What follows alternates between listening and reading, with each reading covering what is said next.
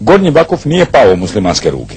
Naprotiv, danas su postrojbe Hrvatskog vijeća obrane u protunapadu proširile slobodni teritoriji, a borbe još traju na području od Mačkovca i Partizanskog groblja do Podovaje Vaganca, Kote Crni Vrh i Dobrošin čvrsto drži Hrvatsko vijeće obrane.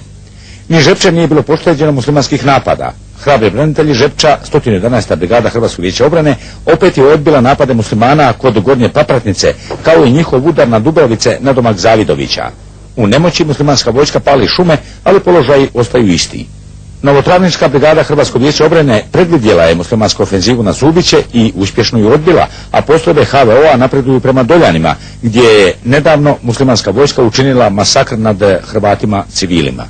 To je potvrđeno i danas u Tomislavgradu, gdje je uz nazočnost UNPROFOR-a i europromatrača izvršena identifikacija 19 izmasakriranih tijela.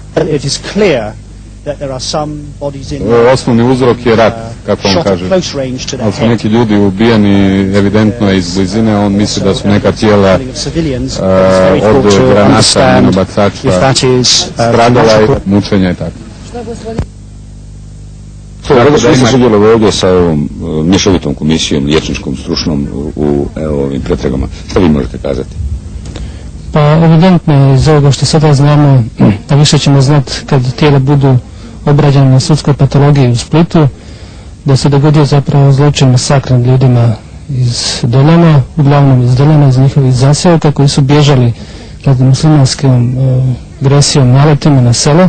Večera smo dobili informaciju da su vojnici Hrvatskog vijeća obrane pronašli u brdima kod Doljana još 3 masakrirana civila i 2 vojnika HVO-a.